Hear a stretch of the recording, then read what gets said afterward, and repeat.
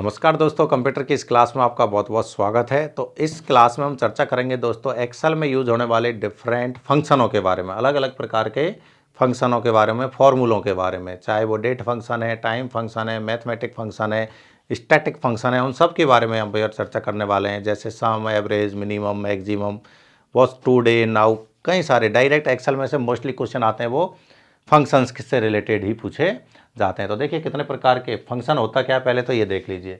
Excel में पहले से निर्धारित जो फॉर्मूले हैं उनको हम क्या बोलते हैं, फंक्शन कहते हैं। और फंक्शन की जो शुरुआत है वो कहाँ से होती है, इक्वल टू से होती है। ऑलरेडी मैं आपको बता चुका हूँ। और इसके लिए जो शॉर्ट की है वो है कि आपकी shift plus F3, shift plus F3। तो एक्सेल के प्रकार देखो, मैथ के फंक्शन है, टेक्स्ट के फंक्शन है, लॉजिकल फंक्शन है, स्टैटिक फंक्शन है और टाइम फंक्शन है। कई सारे प्रकार के यहाँ पर आपको फंक्शन देखने को मिल जाएंगे। तो सबसे पहले बात करते हैं मैथमेटिकल फंक्शनों की। तो मैथमेटिकल फंक्शन में देखो SQRT यानी स्क्वायर रूट। स्क्वायर रूट का मतलब हो गया आपका वर्गमूल के लिए। किसके लिए?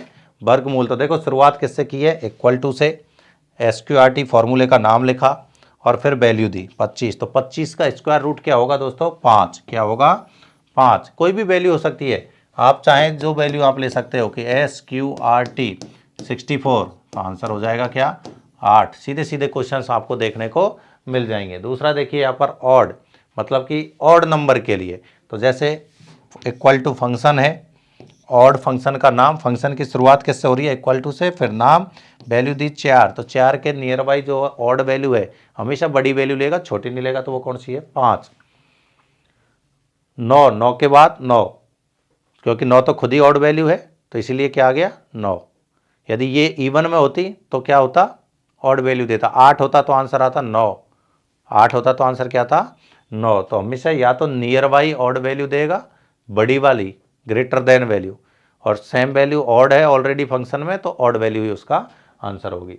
ऐसे ही इवन है, सेम इवन की तरह 5 है तो 6 और 10 है तो 10। जब ऑलरेडी फंक्शन में इवन वैल्यू लगी हुई है तो परिणाम भी इवन फंक्शन ही होगा। ठीक है। नेक्स्ट देखिए मोड। मोड होता है दोस्तों शेषफल के लिए। किसके लिए? शेषफल के लिए। किसी संख्या में आप भाग देते हो तो शेषफल क्या बचता है। तो ध्यान दें यहाँ पर मोड 25 10, तो 10 का भाग यदि हम 25 में देते हैं तो शेषफल क्या बचेगा आपका, 5 बचेगा। तो यहाँ हमेशा ध्यान रखें, रिमाइंडर के लिए हम यूज कर रहे हैं। और एक बात, यदि आपके पास कुछ कंडीशन ऐसी हो जाए, मोड वैल्यू आ जाए जैसे 25 और 0, यानी अब आपको भाग किसका देना पड़ गया, 0 का भाग देना पड़ गया, उस केस में ये एरर शो करता है दोस्तों। और वो एरर होती है equal to divide by 0, divide by 0 error. ध्यान रखना, कभी भी किसी भी फंक्शन में 0 से आपको डिवाइड करना पड़े तो ये इन्फिनिटी रिजल्ट नहीं देगा, ये एरर देगा। और उस एरर का नाम क्या होगा दोस्तों, डिवाइड बाई 0 एरर। क्या होगा, डिवाइड बाई 0 एरर। अगला देखो, नाम से पता चल रहा है पावर। पावर यानी घातांक। तो जो भी वैल्यू दी होंगी, पहला वाला नंबर है और दूसरा वाला उसकी पावर है, तो 5 की घात 2, इसका मतलब क्या हो गया, 5 की पावर 2। तो 5 गुणा 5 बराबर 25। क्या है, 25 इसका परिणाम होगा। तो ऐसे आपको कोई भी वैल्यू दे देगा कि इक्वल टू पावर 2 4, तो हो गया 2 की घात 4 मतलब 16। कुछ भी आपको क्वेश्चन निकल के आ सकता है। ABS ये होता है एब्सोल्यूट वैल्यू के लिए। किसके लिए, एब्सोल्यूट। एब्सोल्यूट का मतलब हो गया हमेशा पॉजिटिव नंबर। कैसी वैल्यू देगा, पॉजिटिव नंबर वैल्यू देगा। तो यहाँ देखिए फंक्शन में हमने नेगेटिव वैल्यू ली, -5, परिणाम क्या दे दिया, +5। तो ये हमेशा नॉन सिंबॉलिक वैल्यू देता है, यानी पॉजिटिव वैल्यू देता है, प्लस कोई सिंबल नहीं लेगा यूज में। दूसरा देखो फैक्टोरियल। क्या है अगला, फैक्टोरियल। यहाँ 5 नहीं आएगा। Equal to fact 5, equal to सिर्फ शुरू में आता है फंक्शन के स्टार्टिंग में, तो इसका परिणाम क्या होगा, 120। कैसे होगा, फैक्टोरियल का मतलब हो गया 5 गुणा 4 गुणा 3 गुणा 2 गुणा 1। तो देखो 5 चौके 20, 20 तिया 60, 60 गुणा 120। फैक्टोरियल का मतलब होता है जो संख्या है उसको 1 तक गुणा कर दीजिए। कहाँ तक, 1 तक। नेक्स्ट देखिए दोस्तों इंटीजर। क्या है, इंटीजर। यदि कोई नॉन इंटीजर वैल्यू है, डेसिमल वैल्यू है, तो उसमें से सिर्फ इंटीजर वैल्यू को आपके परिणाम के रूप में देगा। जैसे फंक्शन लिया आपने इक्वल टू इंट, वैल्यू ली 125.5, तो इसमें इंटीजर वैल्यू कौन सी है, 125, 125। जो डेसिमल वैल्यू थी पॉइंट के बाद वाली, फ्रैक्शन वैल्यू जिसे आप बोलते हैं, वो यहाँ पर ये नहीं लेगा। तो परिणाम क्या हो गया, 125। पॉइंट से पहले वाली वैल्यू को ही अपना परिणाम देगा। अगला क्या है, प्रोडक्ट। प्रोडक्ट का मतलब होता है गुणा। गुणा का मतलब जैसे 5 और 5 तो परिणाम क्या मिलेगा 25। ये कोई दो सेल दे रखी हैं A1 और A2। जैसे मान लीजिए ये आपके पास टेबल है दोस्तों, ये A और ये B, ये 1 2, ठीक है कि नहीं। यहाँ 5 है, यहाँ 2 है, यहाँ 3 है, यहाँ 4 है। अब परिणाम बताओ A1 और A2। तो A1 में ये है और A2 में ये है, तो 5 दूनी 10। तो परिणाम क्या मिलेगा आपको 10। सारे मैथ के गुणा भाग घात यही आपके फंक्शन है, कोई ज़्यादा टफ नहीं है। अगला देखिए कौन सा है, टेक्स्ट या स्ट्रिंग फंक्शन। सबसे ज़्यादा पूछे जाने वाले एग्जाम में अधीनस्थ बोर्ड सबसे ज़्यादा क्वेश्चन यहीं से पूछता है, टेक्स्ट फंक्शन से, यदि फंक्शन से रिलेटेड आता है तो। जैसे अपर का मतलब हो गया अपर केस, मतलब सभी अक्षरों को क्या कर देगा कैपिटल। इस फंक्शन के अंदर जो कुछ भी ब्रैकेट में लिखा हुआ है उसको कैपिटल लेटर्स में कन्वर्ट कर देगा। जैसे यहाँ लिखा हुआ है कंप्यूटर, तो इसने कंप्यूटर को किस में बदल दिया, कैपिटल लेटर्स में चेंज कर दिया। ऐसे ही है लोअर, क्या है लोअर, तो लोअर क्या करेगा स्मॉल लेटर में बदल देगा। ये कंप्यूटर कैपिटल में था, इसको किस में चेंज कर दिया स्मॉल लेटर्स में। तो लोअर केस अपर केस हमने वर्ड में भी पढ़े थे, ऐसे यहाँ पर है। एक है प्रॉपर, क्या है दोस्तों प्रॉपर। प्रॉपर कहता है मैं फर्स्ट कैरेक्टर को कैपिटल करूंगा, किसको फर्स्ट कर तो जैसा हमारे वहां पर था सेंटेंस केस, क्या था सेंटेंस केस। ऐसे ही देखो कंप्यूटर में पूरा कैपिटल है, इसके सिर्फ फर्स्ट कैरेक्टर को इसने क्या कर दिया कैपिटल कर दिया दोस्तों। नेक्स्ट देखो क्या है लेन। लेन बताता है आपके जो भी शब्द दिया गया उसके कैरेक्टर कितने हैं, लेंथ यानी लंबाई, लेन यानी लंबाई। तो आपके लिखे गए शब्द में इस फॉर्मूले के अंदर जो कोई भी शब्द लिखा हो उसमें कितने अक्षर लिखे गए विद स्पेस, ध्यान रखना स्पेस को भी काउंट करता है। जैसे कंप्यूटर, तो कंप्यूटर में कितने शब्द हैं 1 2 3 4 5 6 7 8, तो आंसर क्या हो गया 8। मान लीजिए यहाँ पर ऐसे लिखा होता बीच में कोई ऐसा शब्द जिसमें स्पेस भी होता तो ये स्पेस को भी काउंट करता है। जैसे देखो इक्वल टू LEN, यहाँ हम लिख देते हैं computer by Vinod, computer by Vinod. तो अब देखो यहाँ पर 8 तो ये रहे, 2 10 और 10 और 5 15, 15 तो डायरेक्ट हमारे पास में कैरेक्टर है, प्लस एक स्पेस यहाँ पर है, एक स्पेस यहाँ पर है, 2 स्पेस हो गए, तो इसका परिणाम क्या होगा 17। कितना हो जाएगा 17। अगला देखिए लेन राजस्थान पुलिस, लेन राजस्थान पुलिस। तो देखो राजस्थान में कितने हो गए यहाँ पर 5 4 9 और पुलिस में कितने हो गए 6, तो 9 और 6 15 और एक हो गया बीच का स्पेस, तो आंसर क्या हो गया 16। तो ध्यान रखना स्पेस को भी एक कैरेक्टर के रूप में काउंट किया जाता है। दूसरा देखो लेफ्ट, लेफ्ट का मतलब हो गया दिए गए शब्द में से लेफ्ट साइड के कैरेक्टर, दिए गए शब्द में से लेफ्ट साइड के कैरेक्टर। तो यहाँ पर देखो कंप्यूटर किंग, क्या नाम दिया गया है कंप्यूटर किंग। इस शब्द में से लेफ्ट साइड के कैरेक्टर कि सर कितने कैरेक्टर, तो संख्या दी गई है कितनी 8, संख्या कितनी दी गई है 8, कि इस शब्द के लेफ्ट साइड से 8 कैरेक्टर, तो 8 कैरेक्टर मिल गए हमें कंप्यूटर, क्या मिल गए कंप्यूटर। ऐसे ही अगला है राइट, राइट का मतलब हो गया दोस्तों राइट साइड से कैरेक्टर, कितने, तो उसके आपको नंबर आपको फॉर्मूले में मिल जाएगा। तो देखो यहाँ पर है राइट कंप्यूटर किंग 4, शब्द क्या है 4, इस शब्द में से राइट साइड से कितने अक्षर ले लोगे आप 4, जो कि आंसर हो जाएगा आपका किंग। तो एक तो हो गया लेफ्ट साइड से, एक हो गया राइट साइड से। ऐसे ही एक होता है मिड, मिड यानी बीच से, मध्यम से। तो अब शब्द है आपके पास वापस देखिए यहाँ पर राकेश कुमार सैनी, तो इसमें से फर्स्ट कैरेक्टर क्या है 7 और दूसरा क्या है 5, तो 7 का मतलब हो गया आपको 7 नंबर से स्टार्ट करना है, 5 का मतलब हो गया टोटल लेने हैं, कितने लेने हैं टोटल लेने हैं। अब देखो 7वां कौन सा है 1 2 3 4 5 6 7, के से स्टार्ट करना है, टोटल कितने लेने हैं 5, तो KUMAR कुमार शब्द पूरा आ जाएगा, तो आंसर क्या हो गया कुमार। तो ध्यान रहे कितने नंबर से स्टार्ट करना है, टोटल कितने अक्षर लेने हैं बीच में से, तो उसके लिए फंक्शन है मिड। एक है आपका ट्रिम, ट्रिम होता है कब जब आपके अनावश्यक स्पेस दिए हुए हों, यानी डुप्लीकेट स्पेस को रिमूव करने के लिए हम बोल सकते हैं किसको डुप्लीकेट। लेफ्ट राइट जरूरी नहीं है दोस्तों, कहाँ से डुप्लीकेट स्पेस से रिमूव करने के लिए, डुप्लीकेट स्पेस से रिमूव करने के लिए हमें इसका उपयोग करते हैं। जरूरी नहीं कि लेफ्ट राइट में ही स्पेस हो, कहीं भी स्पेस है एक से ज़्यादा, तो उसे हम अनावश्यक जो स्पेस है उसे हम हटा सकते हैं ट्रिम के द्वारा। अगला है कॉनकेटेनेट। कॉनकेटेनेट होता है दो या दो से अधिक अक्षरों को मिलाने के लिए।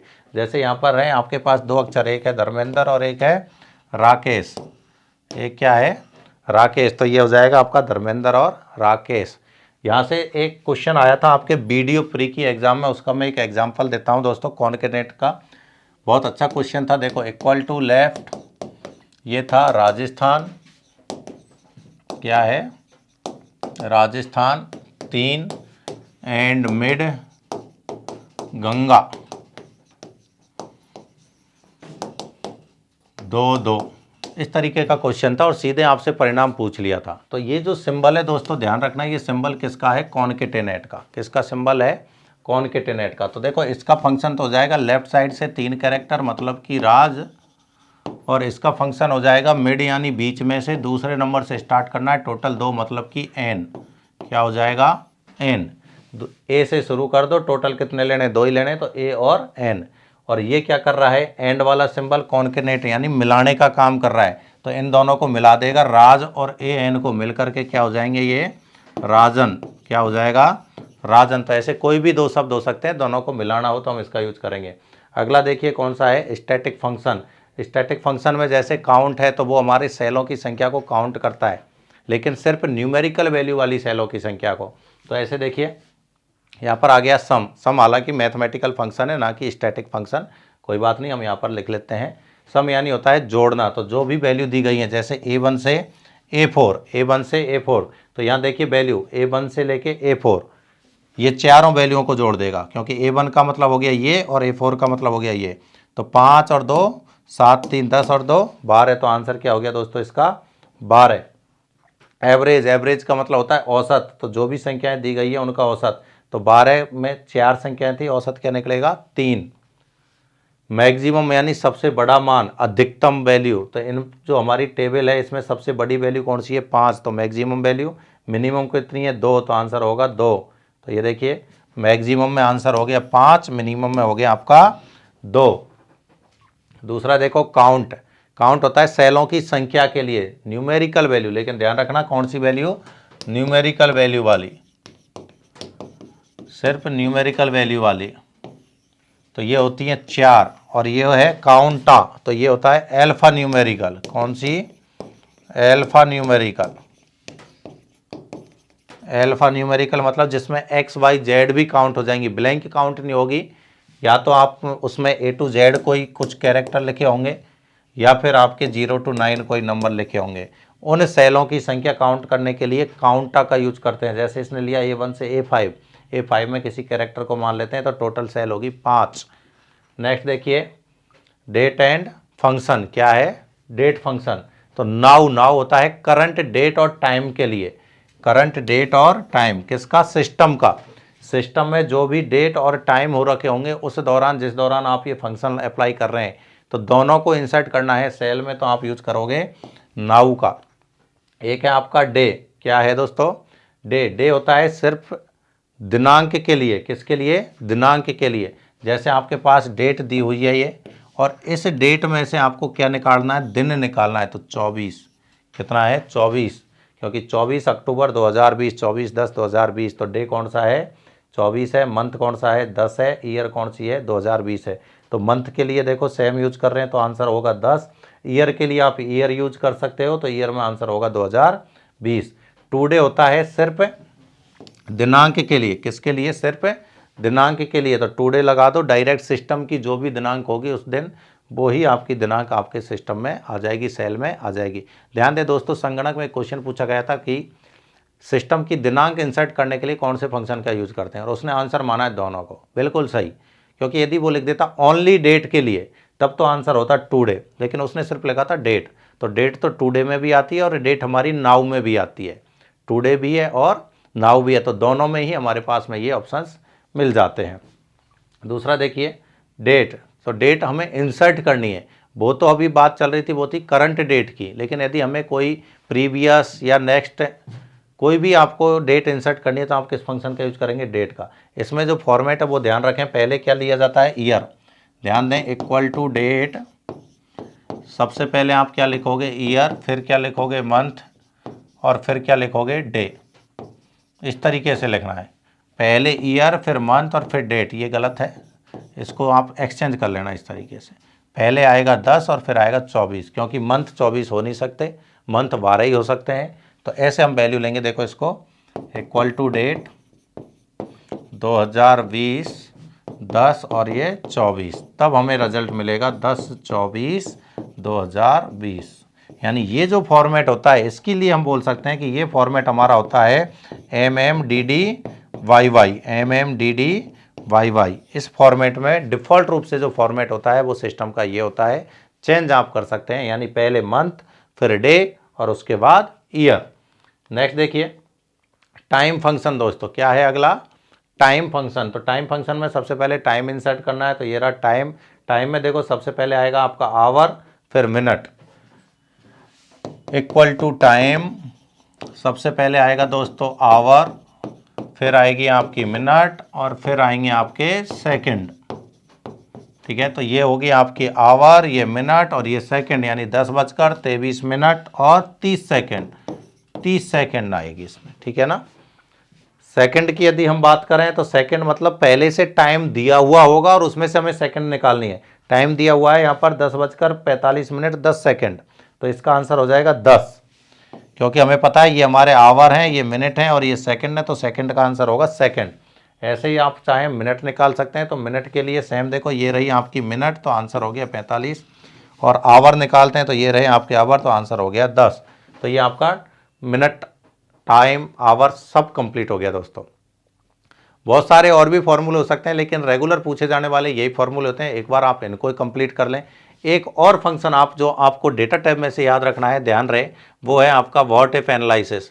बहुत क्वेश्चन आता है इसका, इसको भी एक बार आप दिमाग में रख लें, व्हाट इफ एनालिसिस। इसमें हमारे 3 फंक्शन मिलेंगे दोस्तों। ये होते हैं वैल्यू फोरकास्टिंग के लिए, यानी पूर्व अनुमानित परिणाम को प्राप्त करने के लिए हमें वैल्यूओं का अनुमान लगाना होता है। पहले से हमने कोई डिसाइड कर रखा होता है कि हमें इतना % रिजल्ट चाहिए, तो उस रिजल्ट को अचीव करने के लिए हमें अलग अलग वैल्यूओं को अनुमान करेंगे, तो उनके लिए हमें अलग अलग कंडीशंस होती हैं, तो अलग अलग फंक्शन यूज में लिए जाते हैं। एक होता है सिनेरियो मैनेजर, क्या है, सिनेरियो मैनेजर। एक होता है दोस्तों आपका गोल सीक, क्या है, गोल सीक। और एक होता है आपको डेटा टेबल, क्या है, डेटा टेबल। आपको ये तीनों फंक्शन ध्यान रहे किसके पार्ट हैं, व्हाट इफ एनालिसिस के, किसके हैं, व्हाट इफ एनालिसिस के, इसको ध्यान में रख लें। और रिमूव डुप्लीकेट को यूज, यानी डुप्लीकेट वैल्यूज को हटाना हो तो इसी में डेटा टूल्स में ही आपको एक मिलेगा रिमूव डुप्लीकेट फंक्शन, इसको भी आपको देख लेना है। यानी डुप्लीकेट वैल्यू को हटाना हो तो रिमूव डुप्लीकेट फंक्शन का यूज करते हैं। और एक यदि आपको कंडीशन के आधार पर डेटा एंट्री करनी हो, कंडीशंस के आधार पर, तो हम यूज करते हैं डेटा वैलिडेशन। क्या यूज करेंगे, डेटा वैलिडेशन। तो ऐसे कुछ फंक्शंस हैं डेटा टूल्स के जिनका भी कभी कभी एक एक क्वेश्चन निकल के आ जाता है। एक आप फिल्टर को याद में रख लें, फिल्टर कि सेलेक्टेड डेटा को यदि हमें शो करना है तो हम किसका यूज करते हैं दोस्तों, फिल्टर का यूज करते हैं। तो ऐसे कुछ क्वेश्चंस आपको देखने को मिल जाएंगे एमएस एक्सेल में से। मोस्टली क्वेश्चन जो मिलते हैं, या तो जो हमने फर्स्ट वीडियो जो एक्सेल का बनाया था उसके अंतर्गत हमने देखा था फैक्ट्स के बारे में, छोटी छोटी इंपॉर्टेंट चीज़ों के बारे में, खासकर जैसे फॉर्मूले की शुरुआत इक्वल टू से होती है, फॉन्ट, रो, कॉलम कितने होते हैं, मैक्सिमम, लास्ट का नाम क्या होता है, ये सारे क्वेश्चंस आपको वहाँ देखने को मिलेंगे। उसके अलावा जो भी क्वेश्चंस आपको देखने को मिलेंगे, कहाँ से मिलेंगे, इन फॉर्मूलों से देखने को मिलेंगे। तो एक बार इनकी अच्छे से प्रैक्टिस कर जाएं। धन्यवाद दोस्तों। नेक्स्ट क्लास में हम चर्चा करेंगे पावर पॉइंट के बारे में।